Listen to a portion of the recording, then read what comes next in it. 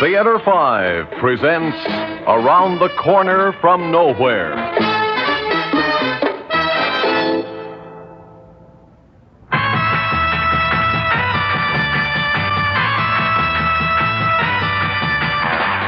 No, Miss Phelps, he ain't here. Look around again, Barney. I know he's there. You can't miss him. Tall, dark, and irresponsible. Has 5 legs. 3 of them belong to that bar stool he's sitting on. Well, gee, Miss Phelps, you know this joint. This time of day, it's practically empty. You shouldn't have said practically. Give practically a message for me. Sure, if that is, when I see him. The city editor expected him to check in over an hour ago, carrying his little shutter and his little flash bulbs. The city editor wasn't happy, Barney. Hey, your boss is sore. So he'll fire me. You know something, Barney? Lately, you've either been serving bigger onions or smaller martini glasses. Why don't you have any decent music in that jukebox? Tell Ted not to worry. I covered up. All the way, I hope. Sub-sisters like Lucy Phelps should be held under a blanket until smothered.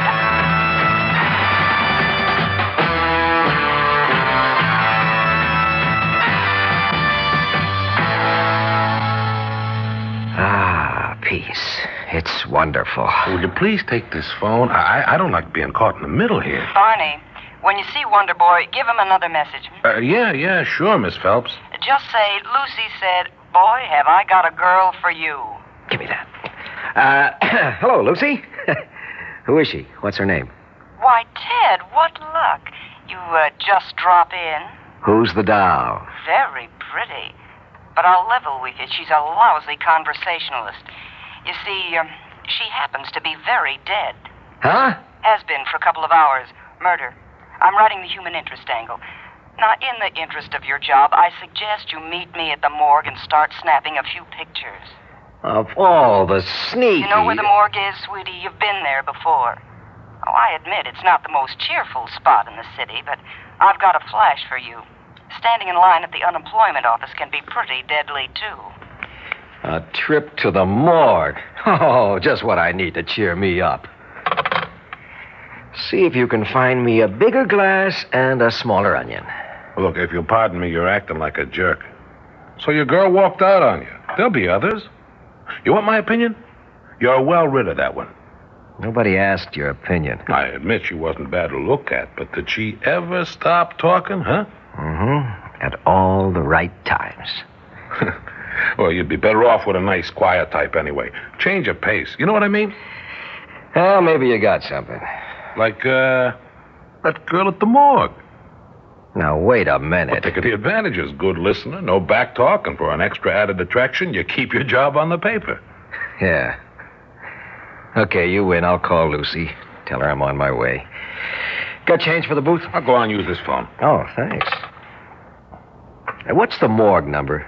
Should be right here in my little black book. Oh, black. Very appropriate. Here, AC2. Oh, you're right.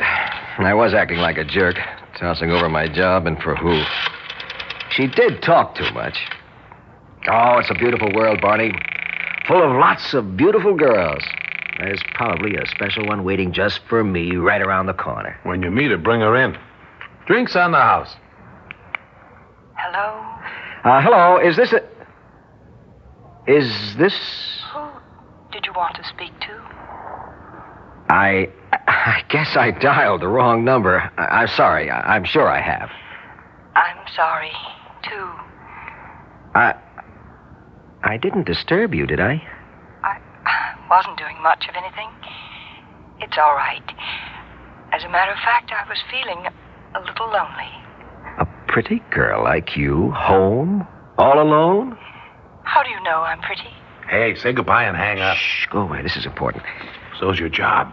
I don't suppose you'd care to meet me at Barney's bar. What's the address? There are usually lots of people, plenty of light, and the cop on the beat drops in every once in a while. I didn't ask you that.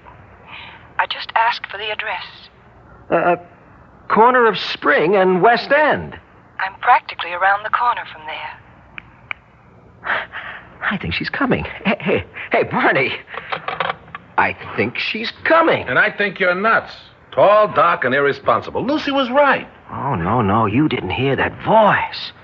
So young and sort of fuzzy around the edges. The kind of voice that belongs to a girl who wears perfume behind her ears and bruises easy.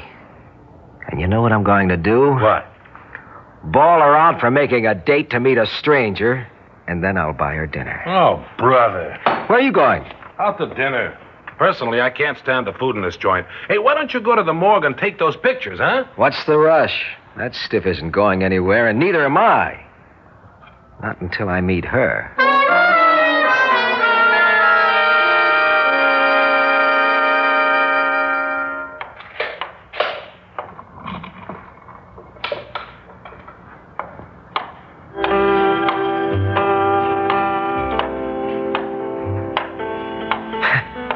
It's a miracle.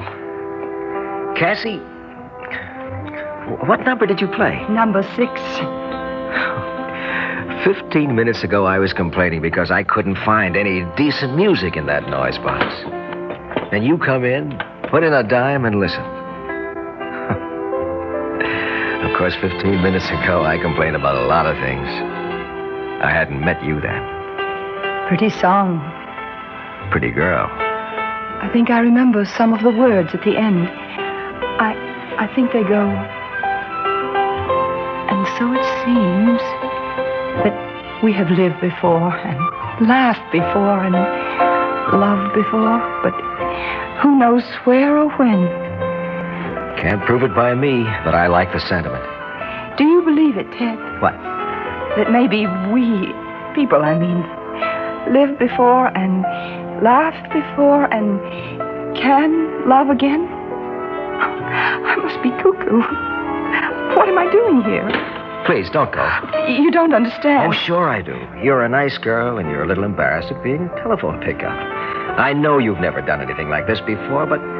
Well, I can't help being glad you were down in the dumps and lonely when I dialed that wrong number. You wouldn't have come otherwise. You don't know how lonely. You don't know. That's it. Sit down.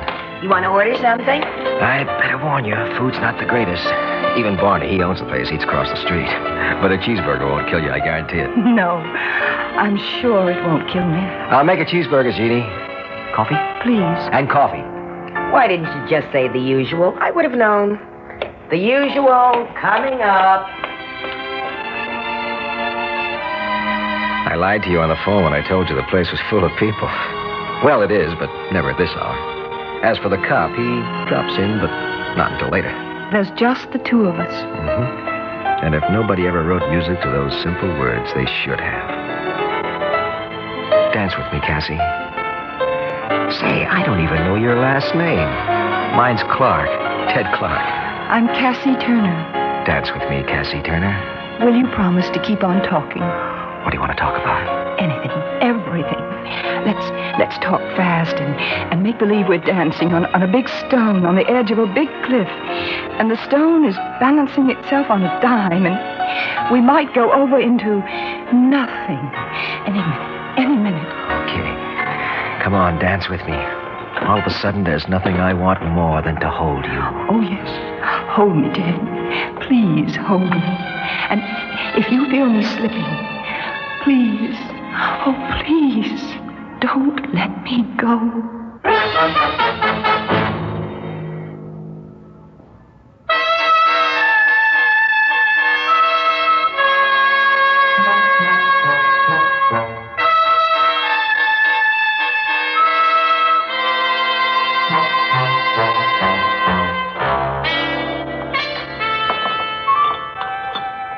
I warned you about the food.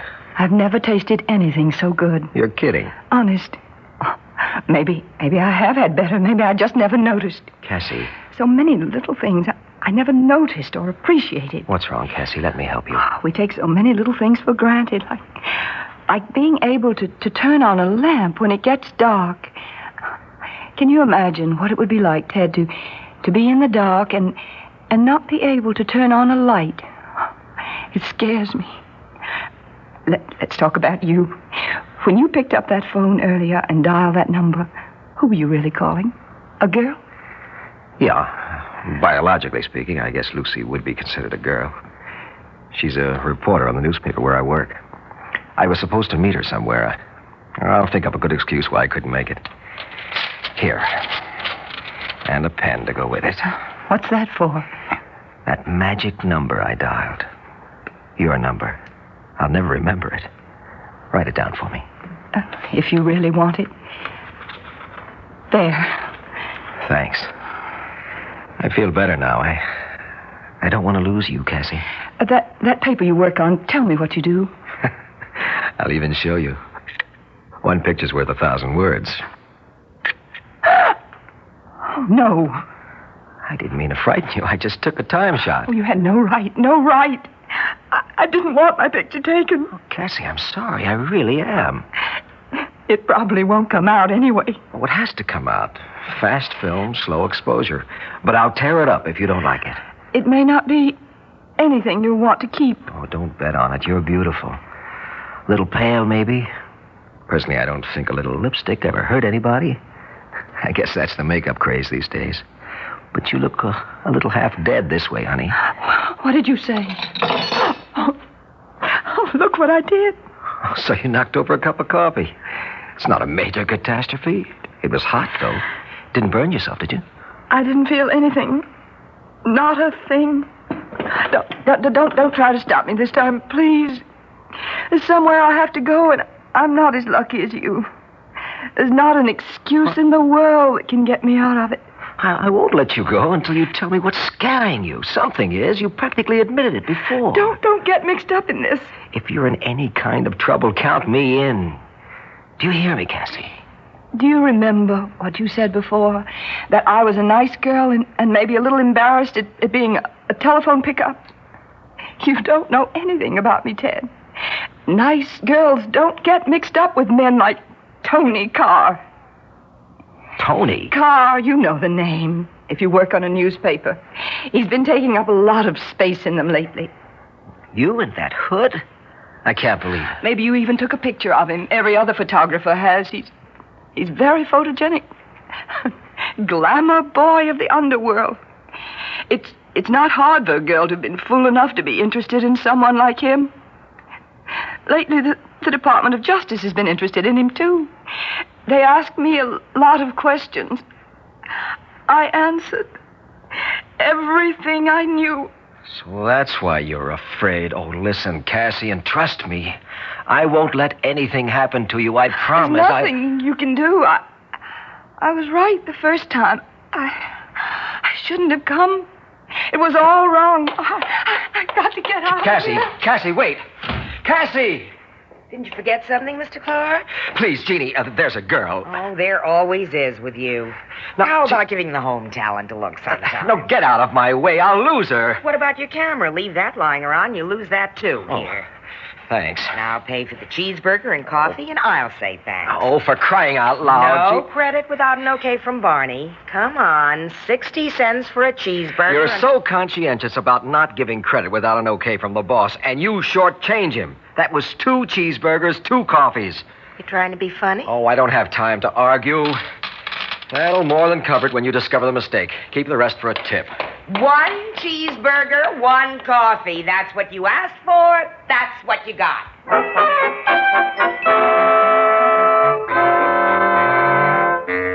And you couldn't find her? It was as if she had never showed up, Barney. Like the way you never showed up at the morning. Oh, quit bugging me. So I'll be canned.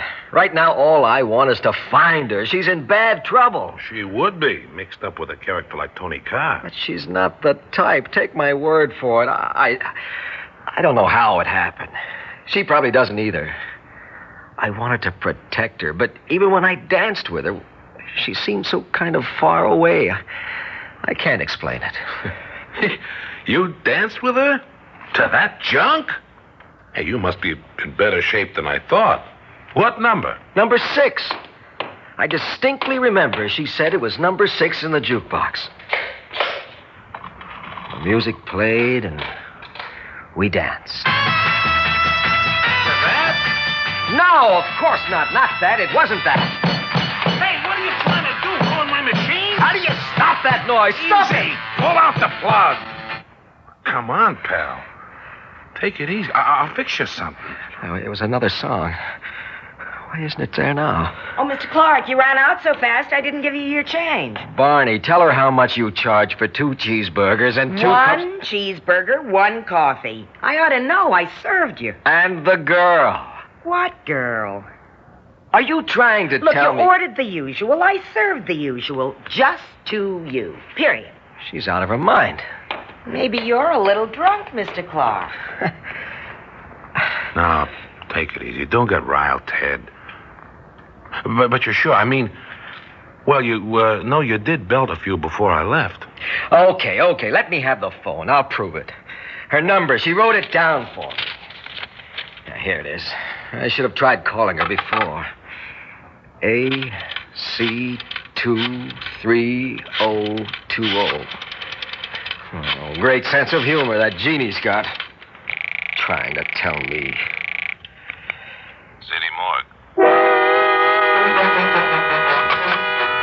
Oh, what's the matter with me?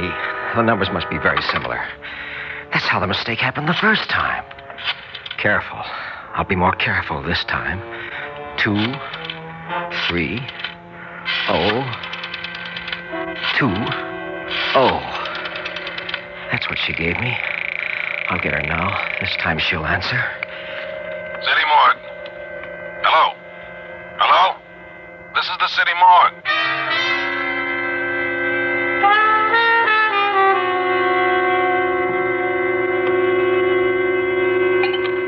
Ted, don't you think you had enough? How'll I find her now, Barney?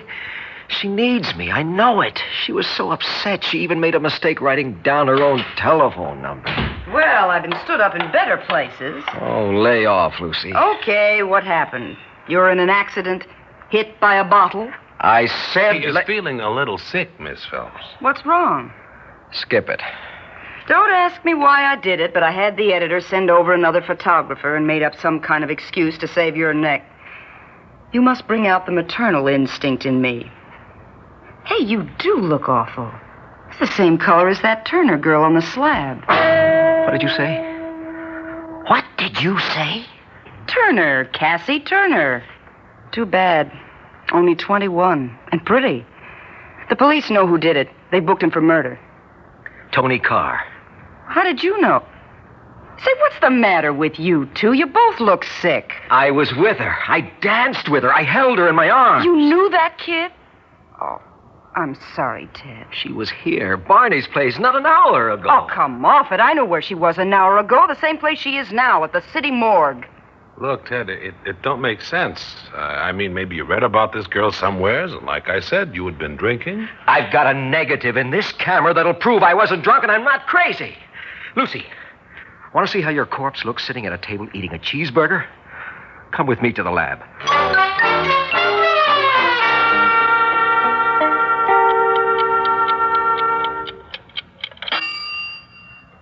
Okay, that's long enough in the developer. Now let's stop action and throw it in the hypo. Ted, this is insane. Fast film, slow exposure. It has to come out. That's what I told her.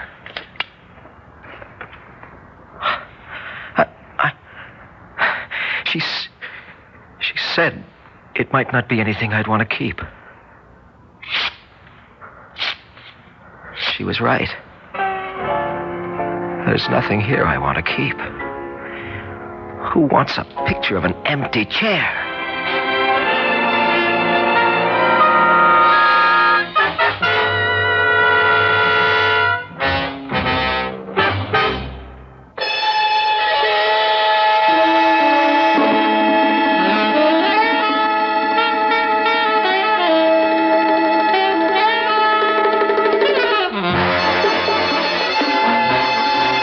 Theater 5 has presented Around the Corner from Nowhere, written by Winifred Wolfe, directed by Ted Bell. In the cast, June Graham, Jim Dukas, Jim Stevens, Eugenia Rawls, and Arlene Walker. Script editor, Jack C. Wilson. Original music by Alexander Vlastotsenko. Orchestra under the direction of Glenn Osser. Executive producer for Theater 5, Mr. Lee Bowman. We invite your comments. Write to Theater 5, New York 23, New York. That's Theater 5, New York 23, New York.